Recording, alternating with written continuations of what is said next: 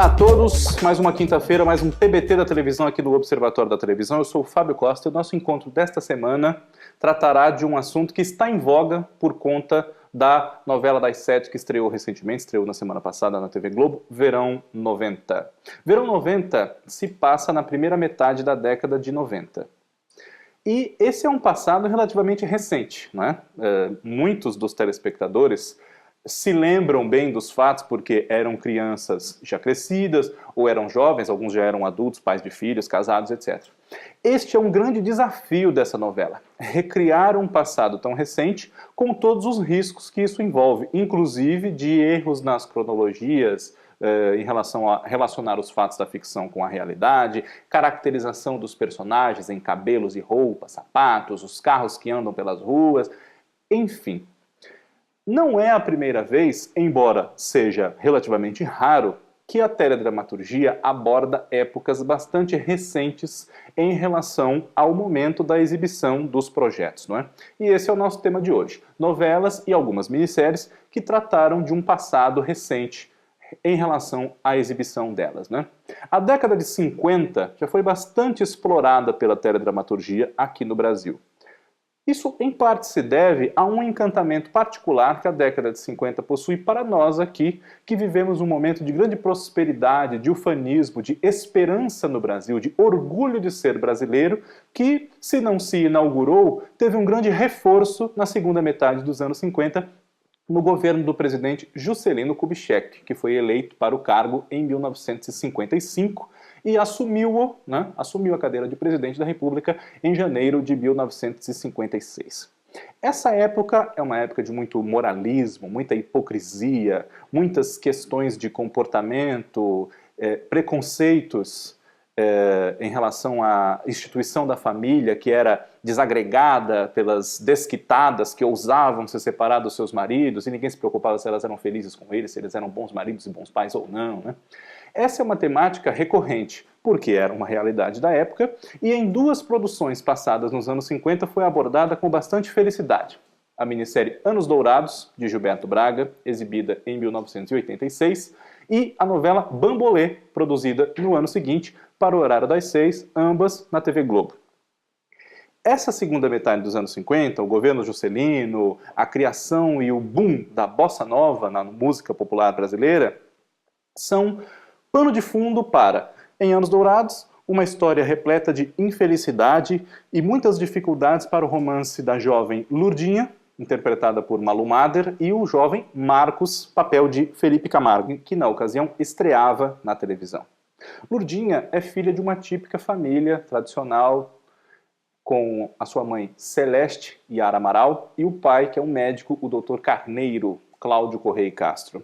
Ela é uma moça muito recatada, muito reprimida, inclusive, e se apaixona perdidamente por esse rapaz, o Marcos, quando eles se conhecem, né, num baile. O baile que reúne as alunas da escola dela, o Colégio Pedro II, e os meninos do Colégio Militar e de outros colégios, né? A temática da década, envolta em muito glamour, lindos bailes, belas músicas e uma nostalgia da juventude para quem, em 1986, com a minissérie no ar, já era um pouco mais velho e com a trama da história de ficção recordava a sua juventude, na verdade, mascarava essa trama muito infeliz, envolta em muitos preconceitos e muita hipocrisia, né? Um falso moralismo exacerbado, como futuramente no Brasil voltou a ocorrer, né? Mas isso é um assunto que dá pano, e que caracteriza a função desses personagens na história, né? Por exemplo, há uma frase muito marcante da novela, ou melhor dizendo, da minissérie, que diz o seguinte: num diálogo em casa com amigos, o Dr. Carneiro diz que naquela casa não entram nem desquitadas, nem getulistas e nem ateus. Para que se tenha uma ideia de como essa família tradicional, com esse núcleo tão desejado por tanta gente, via diferenças e conflitos de opinião e de ideologia, né? Em Bambolê, que foi ao ar no ano seguinte, um pouco no embalo do grande sucesso que a minissérie Anos Dourados fez, a trama também tinha uma desquitada no seu centro, interpretada por Suzana Vieira, a personagem Marta. Marta vendia cosméticos de porta em porta. Uma profissão que, na ocasião, já era muito popularizada, mas nos anos 50 tinha um tom de novidade, né? Ela era desquitada há mais de 10 anos, tinha um filho, vivido por Maurício Matar, e acabava se envolvendo com Álvaro Galhardo, personagem de Cláudio Marzo, que era viúvo e havia criado, com bastante liberdade, sem as amarras sociais de todos à sua volta, 3 filhas. Ana, vivida por Miriam Rios, Yolanda, Thaís de Campos, e Cristina, Carla Marins. As 3 moças, já em idade de casar, não chamavam Álvaro de pai, mas sim pelo seu nome, tinham com ele uma grande intimidade, uma relação que poderia ser até mal compreendida por alguns telespectadores, mas no horário das 6, sem nenhum excesso, tudo que fosse permitido ao horário é que era abordado apenas, né? E elas, em idade de casar, tinham a tia Fausta, personagem de Joana Fon, como uma eminência parda por trás daquela família, querendo encaminhar as sobrinhas e arrumar para elas bons casamentos, não é? O grande conflito que acontece entre esse desejo de casar essas sobrinhas ocorre com o empreiteiro Barreto, vivido por Rubens de Falco, um amigo da família, que acaba se casando com Ana Miriam Rios, ao invés de ela poder ser feliz já de uma vez com o seu amado Luiz Fernando, personagem de Paulo Castelli, Miriam e Paulo repetindo o casal que eles haviam formado com grande sucesso numa novela de 2 anos antes, Tititi, de Cassiano Gabos Mendes.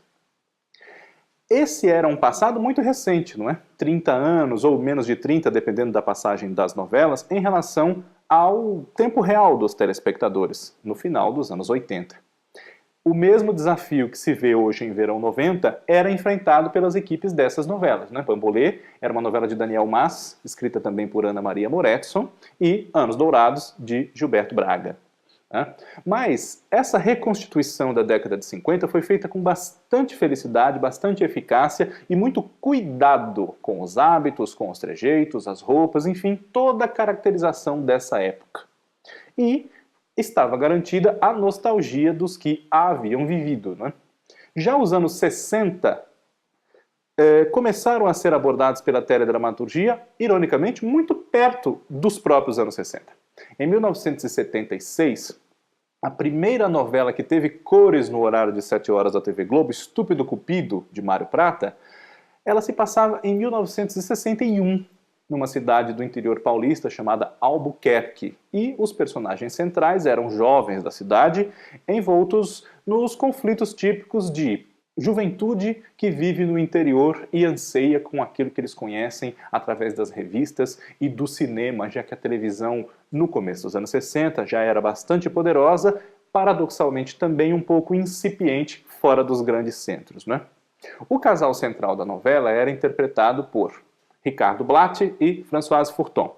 João, um rapaz idealista, de opiniões muito firmes, que desejava seguir a carreira de escritor, e ela era Tetê, Maria Teresa, cujo maior sonho era ser Miss Brasil, sonho que ela realmente realiza no final da novela, quando é eleita Miss Brasil, numa reconstituição muito fiel do concurso de Miss, com direito a ser gravado no Maracanãzinho, onde o concurso de Miss ocorria nos anos 60, com os mesmos apresentadores do concurso real, Hilton Gomes e Marli Bueno. Essa novela foi a primeira a ter cores no horário das 7 da TV Globo, mas não foi gravada inteira em cores. Apenas os seus 2 últimos capítulos ganharam cor. E aí está a grande brincadeira. A novela toda foi feita em preto e branco, mas o final foi colorido porque o final se passava em 1977, já quando a novela havia transcorrido de um ano para o outro, né? Entre agosto de 76 e fevereiro de 77, e esse final mostrava os personagens 15, 16 anos mais velhos e como estavam, em que havia dado os sonhos e todos os anseios daquela juventude da cidade de Albuquerque, que contava também com Mederix, papel de Neila Torraca, um dos seus personagens mais marcantes, o líder daquela juventude inspirada em James Dean, com jaquetas de couro e cabelos com brilhantina, né?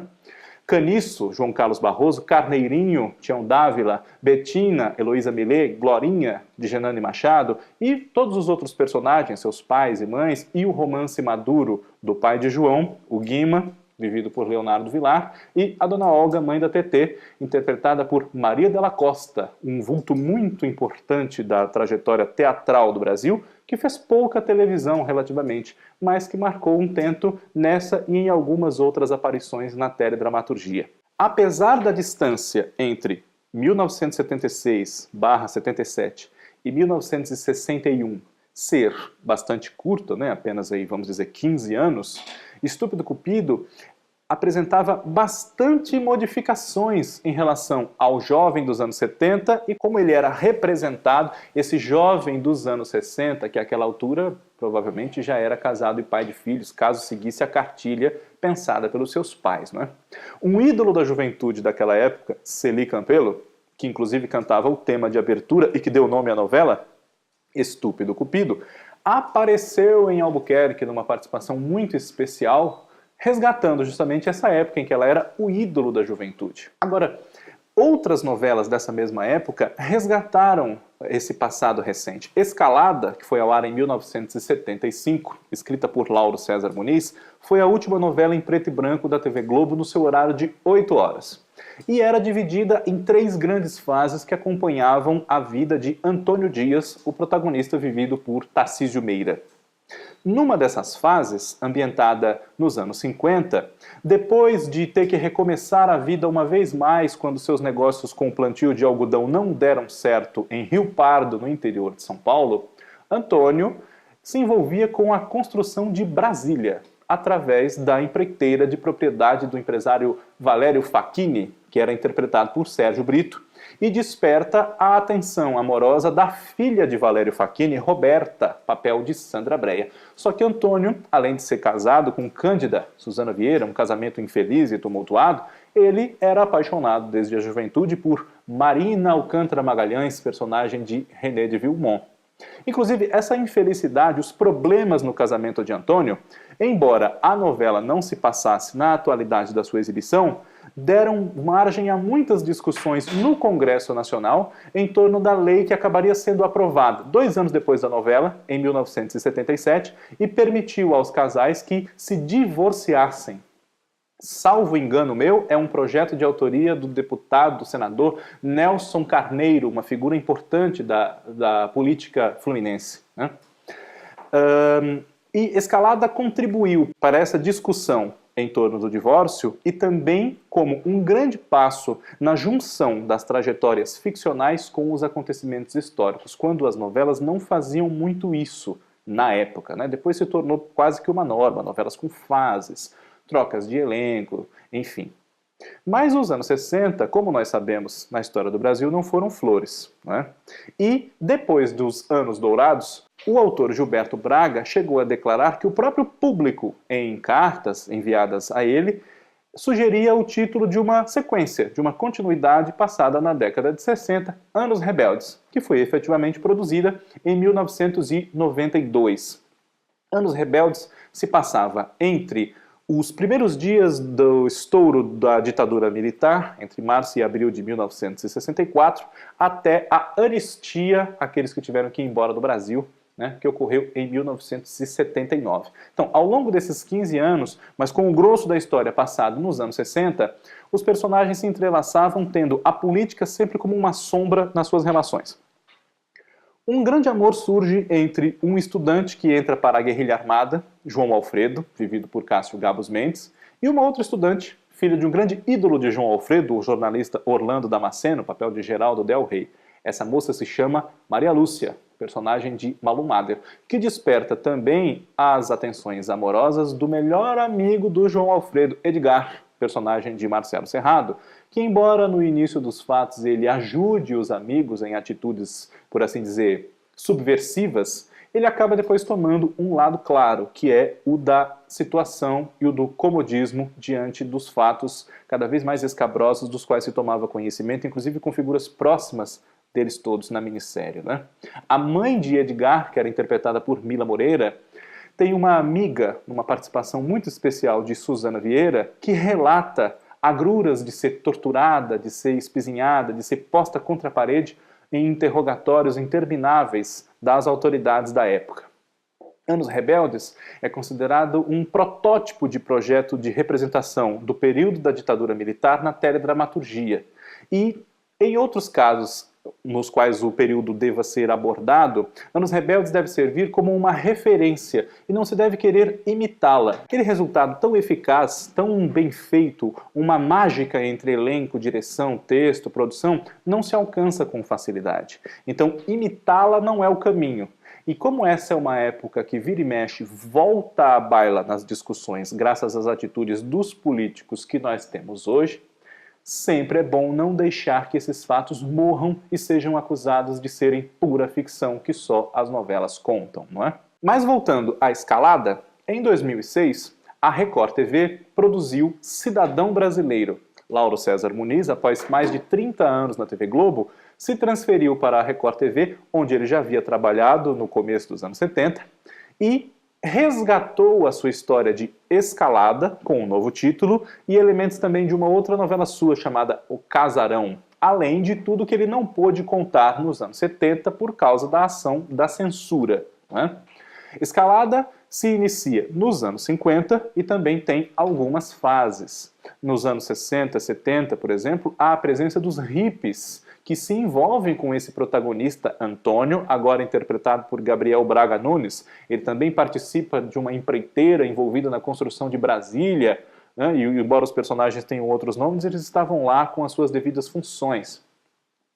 Nessa novela, o autor Lauro César Muniz conseguiu resgatar uma vez mais essa simbiose entre história e ficção, sem que os personagens soassem artificiais nesse seu envolvimento com os fatos que nós estudamos nos livros de história com letra maiúscula. A caracterização dos personagens vai além de cabelos, roupas, sapatos e modismos, usar frases como "é batata" para aludir aos anos 50, como nas crônicas de Nelson Rodrigues, que já foram adaptadas para a televisão, inclusive, né? Em A Vida Como Ela É.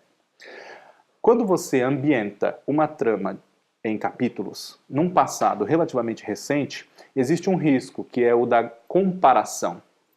Talvez isso explique, em parte, porque tantas novelas e minisséries recorrem a décadas muito mais anteriores, talvez porque menos gente critique por não se ver representada, né? Nós temos uma visão construída pelo cinema e pela televisão de épocas que nós não vivemos. Verão 90 tem esses exemplos que nós citamos hoje aqui e muitos outros, de muita eficácia nessa reconstrução de um passado recente, sem influências só do gosto particular dos profissionais envolvidos. Fica uma dica para a produção da novela, quem sabe atenuar as muitas críticas que tem recebido desde que a novela estreou, para melhor ambientar e situar os anos 90 para os espectadores e melhor envolver assim os espectadores na sua década de 90 pretendida e realizada.